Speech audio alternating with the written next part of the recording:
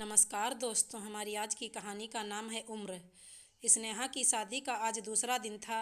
सभी रिश्तेदार और पास पड़ोस की औरतें उसे घेरे हुए बैठी थी। सभी स्नेहा की नौकरी और उसके रंग रूप की बहुत तारीफ कर रही थी। सभी कह रहे थे कि अतुल बहुत किस्मत वाला है जो उसे एक नौकरी वाली लड़की मिल गई।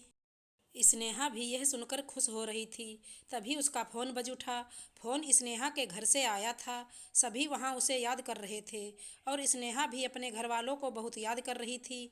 स्नेहा के पापा ने पूछा कि बेटा, अतुल कहाँ है, उससे भी बात करा दो।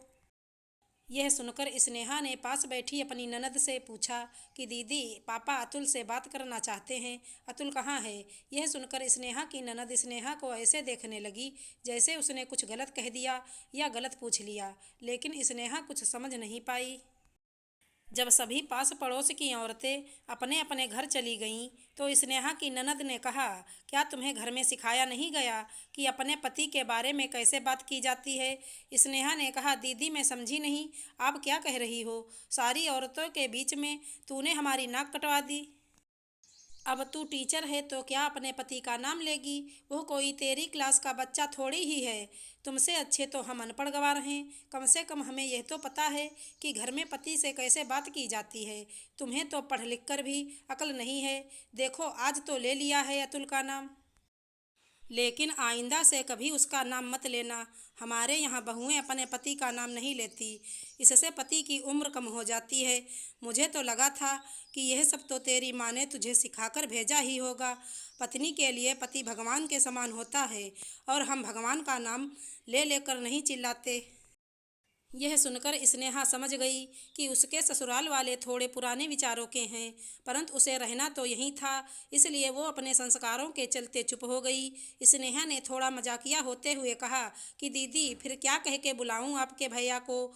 चलो, आपने कहा है ना कि पति भगवान होता है, तो अब मैं आपके भाई को पतिदेव ही कहूँगी। रात को कमरे में जब अतुल से इस बारे में बात हुई तो अतुल ने कहा, स्नेहा अब यही तुम्हारा परिवार है और तुम्हें इनके अनुसार चलना ही होगा। यदि तुम ऐसा करती हो तो मुझे भी खुशी होगी। यह सुनकर स्नेहा ने कभी दोबारा अतुल का नाम नहीं लिया, ना ससुराल में ना ही अपने मायके में। समय बीतता गया और स्नेहा उस परिवार में रच बस गई।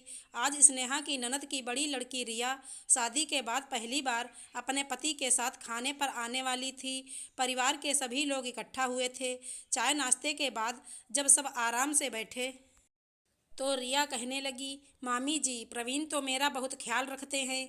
प्रवीण ने तो ससुराल में मेरे सर पर पल्लू लेने से भी मना कर दिया है।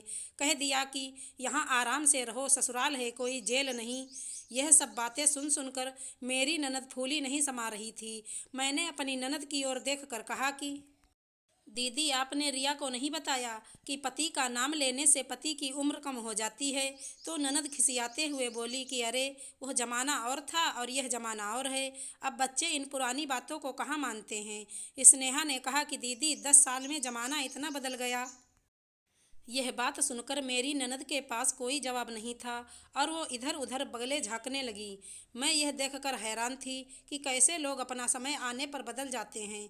यही ननद थी जिन्होंने मुझे शादी के दूसरे ही दिन अपने पति का नाम लेने पर इतना लंबा चौड़ा भाषण दिया था और मेरी शिक्षा पर भी अंगुली उठाई थी। और आज वही ननद अपनी लड़की के द्वारा अपने पति के नाम लिए जाने पर उसे मॉडर्न घोषित कर रही थी, जबकि आज भी वह लड़की इतनी पढ़ी लिखी नहीं थी जितनी कि स्नेहा 10 साल पहले इनके घर में पढ़ी लिखी आई थी।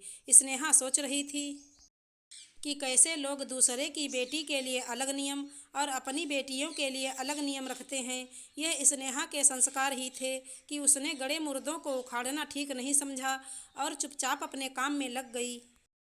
लेकिन उस दिन अपनी ननद का दोगला व्यवहार देखकर उसे बहुत दुख हुआ। आशा करती हूँ हमारी कहानी अच्छी लगी होगी। धन्यवाद दोस्तों।